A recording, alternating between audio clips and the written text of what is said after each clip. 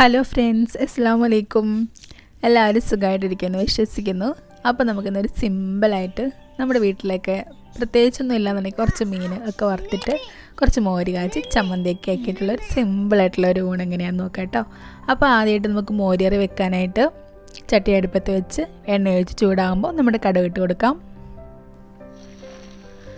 അതിലേക്ക് നമ്മുടെ കറിവേപ്പില ഇട്ട് പൊട്ടിച്ചതിന് ശേഷം കുറച്ച് ഒരു 3-4 ചെറിയ ഇഞ്ചിയുടെ കഷ്ണവും ചെറിയ ഒരു പീസ് വെളുത്തുള്ളിയും കൂടി ചെറുതായിട്ട് അരിഞ്ഞിട്ട് കൊടുക്കാം. അതൊന്ന് ബ്രൗൺ ആയിട്ട് വരുമ്പോഴത്തേക്ക് നമുക്ക് കുറച്ച് നമ്മുടെ നല്ലൊരു കൈപ്പിടി നിറച്ച് ചെറിയ ഉള്ളി അരിഞ്ഞിട്ട് കൊടുത്തൊന്ന് വഴറ്റിയെടുക്കാം. ഇനി നമുക്കൊരു 2 പീസ് വറ്റൽമുളകും കൂടി ഇട്ട് കൊടുത്ത് അതും കൂടി എന്നിട്ട് വഴറ്റിയെടുക്കാം. നമ്മുടെ മോരുകറിയുടെ മെയിൻ ഒരു ഇൻഗ്രീഡിയൻ്റ് ആണ് നമ്മുടെ വെണ്ടയ്ക്ക.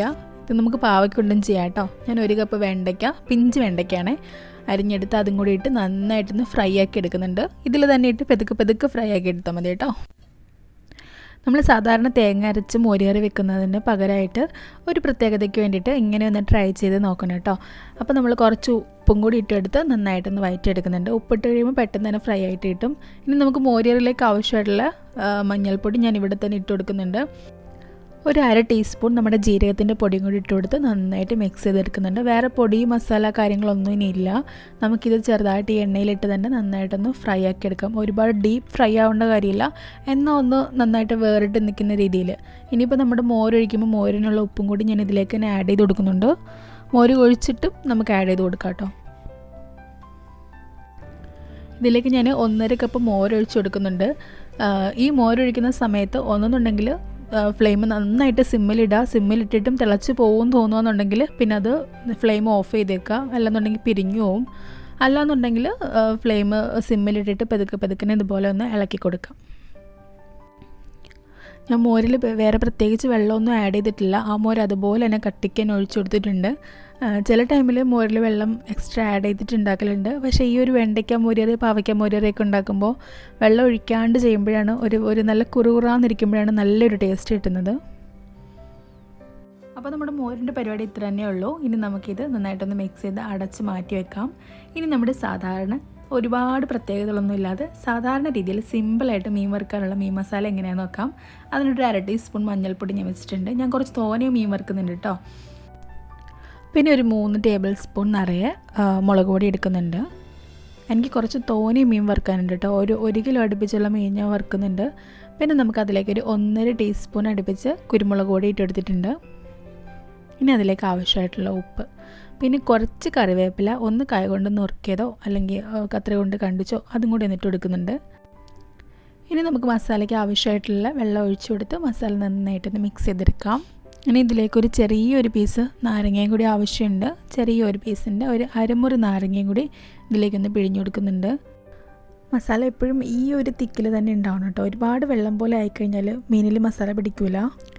നമ്മുടെ സാധാരണ രീതിയിലുള്ള മീൻ വറുക്കലാണ് കേട്ടോ. നമ്മുടെ വീട്ടിലൊക്കെ പണ്ട് ഉമ്മമാരൊക്കെ വറുത്തിരുന്ന മുളക് പൊടി, മഞ്ഞൾപ്പൊടി, ഉപ്പ്, കുരുമുളക് പൊടി, ഇത്രയേ ഉള്ളൂ. വേറെ പ്രത്യേകിച്ച് മസാലകളൊന്നും പണ്ട് മീൻ വറുക്കുമ്പോൾ ആരും ചേർക്കലുണ്ടായിരുന്നില്ല. അത്രയേ ഉള്ളൂ കേട്ടോ. അപ്പോൾ ഇവിടെ ഇപ്പം ഞാൻ എടുത്തിട്ടുള്ള മീൻ ആവോലിയാണ്. ആവോലി തൊലിയൊക്കെ കളഞ്ഞിട്ടുള്ള മീനാണ്. അതിലേക്ക് നമുക്ക് ഈ മസാല എല്ലാം കൂടി പിടിച്ച് തേച്ച് പിടിപ്പിച്ച് വെക്കാമേ. ഇടയ്ക്കിടയ്ക്ക് പെട്ടെന്ന് ഫിഷ് ഫ്രൈ ചെയ്തൊക്കെ കഴിക്കുന്നവരാണെന്നുണ്ടെങ്കിൽ ഈ ഒരു മസാല സൂപ്പറായിരിക്കും കേട്ടോ. വല്ലപ്പോഴും വേറെ ടേസ്റ്റിലൊക്കെ കഴിക്കണമെന്നുണ്ടെങ്കിൽ നമുക്ക് ഒരു ബാർബിക്യൂൻ പോലെയൊക്കെ നമുക്ക് ഫിഷ് ഫ്രൈ മസാലയൊക്കെ ആഡ് ചെയ്ത് കഴിക്കാം. എന്നും നമ്മുടെ സാധാ നാടൻ ഊണിൻ്റെ കൂടെ കഴിക്കാൻ ഈ ഒരു ഫിഷ് ഫ്രൈ മസാല തന്നെയാണ് അടിപൊളി കേട്ടോ. ഇനി നമുക്ക് ഇതിൻ്റെ മസാല പിടിക്കുന്ന സമയത്തേക്ക് ഒരു ചെറിയ ചമ്മന്തിയുടെ ഇതെങ്ങനെയാണെന്ന് നോക്കാം. അതിനിടെ ഒരു 3-4 ടേബിൾ സ്പൂണ് തേങ്ങ ചിരണ്ടിയത് ഇട്ടുകൊടുക്കാം. അതിലേക്കൊരു ചെറിയ നുള്ള് പുളി വെച്ചെടുത്തിട്ടുണ്ട്, പിഴുപുളി. പിന്നെ അതിനൊക്കെ ആവശ്യമായിട്ടുള്ള ഉപ്പ് വെച്ചിട്ടുണ്ട്. പിന്നെ ഒരു കാശ്മീരി ചില്ലി പൗഡറാണ് കേട്ടോ. അത്യാവശ്യം എരിവുണ്ട്, അതൊരു ചെറിയൊരു ടീസ്പൂൺ വെച്ചിട്ടുണ്ട്. പിന്നെ ഒരു 3-4 ചെറുള്ളി കട്ട് ചെയ്തും കൂടി ഇട്ട് കൊടുത്ത് നമുക്കിത് ഗ്രൈൻഡ് ചെയ്തെടുക്കാം.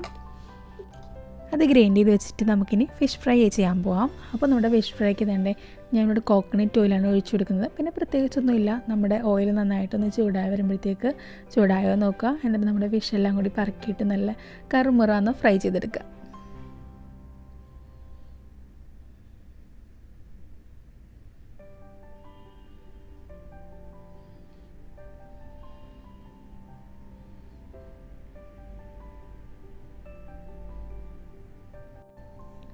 എനിക്ക് കുറച്ച് തോനെയും ഫിഷ് ഉണ്ട്. അതിൻ്റെ സെക്കൻഡ് ബാച്ചും കൂടി ഞാൻ ഫ്രൈ ചെയ്യാനുണ്ട്. അതുകൊണ്ടാണ് ഞാൻ കുറച്ച് ഓയിൽ എക്സ്ട്രാ ആഡ് ചെയ്തേക്കുന്നത്.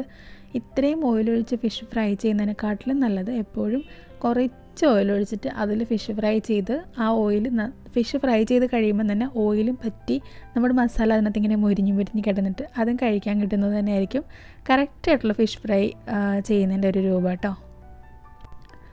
അപ്പോൾ എൻ്റെ ഫിഷൊക്കെ കറക്റ്റ് രീതിയിൽ കറക്റ്റായിട്ട് മുരിഞ്ഞിട്ടിട്ടുണ്ട്. ഇനി ഞാൻ അതെല്ലാം പ്ലേറ്റിലേക്ക് മാറ്റിയിട്ട് ഇനി നമ്മുടെ സെർവിങ് തുടങ്ങാം.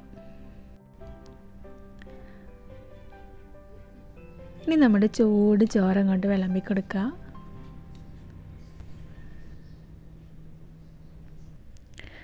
അതിലേക്ക് നമ്മുടെ വെണ്ടയ്ക്ക മോരുകറി വെച്ച് കൊടുക്കാം. ഇനി അതിലേക്ക് നമ്മുടെ ചമ്മന്തി, ഇതാണ് കേട്ടോ ഞാൻ അരച്ച ചമ്മന്തി. നേരത്തെ ഷോട്ട് എടുത്തപ്പം അത് കാണിക്കാൻ മറന്നുപോയി. ചെറിയൊരു ഉരുള ചമ്മന്തി വെച്ചെടുക്കാം. പിന്നെ നമ്മൾ നേരത്തെ ഫ്രൈ ചെയ്ത് നമ്മുടെ ഫിഷിൽ നിന്ന് 2 പീസ് ഫിഷ് ഫ്രൈ വെച്ചെടുക്കാം. ഇത്രയേ ഉള്ളൂ ഞാൻ ഉണ്ടാക്കിയ കറികൾ. പിന്നെ എൻ്റെ കയ്യിലുണ്ടായിരുന്ന പിക്കിൾസിൽ നിന്ന് 2 പീസ് അച്ചാർ വെച്ചെടുക്കുന്നുണ്ട്. ഇനിയിപ്പോൾ ഒന്നും നോക്കാനില്ല, തകർത്ത് ഇങ്ങോട്ട് കുഴച്ച് വാരി കഴിക്കുക തന്നെ. നല്ല ചൂട് ചോറിൻ്റെ കൂടെ ഈ മോരുകറിയും ചമ്മന്തിയും മാത്രം മതി. ഫിഷ് ഫ്രൈ ഒന്നും വേണ്ട. ഒരുപാട് ചോറ് കഴിക്കാൻ പറ്റും. നല്ല ടേസ്റ്റാണ് കേട്ടോ. അപ്പോൾ വീഡിയോ കണ്ട് ഇഷ്ടപ്പെട്ടിട്ടുണ്ടെങ്കിൽ ലൈക്ക് ചെയ്യുക, ഷെയർ ചെയ്യുക, സബ്സ്ക്രൈബ് ചെയ്യുക. കൂടെ പുതുതായിട്ട് കാണുന്ന ആരെങ്കിലും ഉണ്ടെങ്കിൽ ഒന്ന് സബ്സ്ക്രൈബ് ചെയ്തിട്ട് അതിനപ്പുറത്തുള്ള കുഞ്ഞ് ബെൽ ബട്ടൺ ഒന്ന് പ്രസ് ചെയ്ത് നോട്ടിഫിക്കേഷൻ എനേബിൾ ചെയ്ത് വിട്ടേക്കുക. അപ്പോൾ പുതുതായിട്ട് നല്ലൊരു വീഡിയോ ആയിട്ട് വരുന്നതായിരിക്കും. എല്ലാവർക്കും ബൈ, ടേക്ക് കെയർ, അസ്സലാമു അലൈക്കും.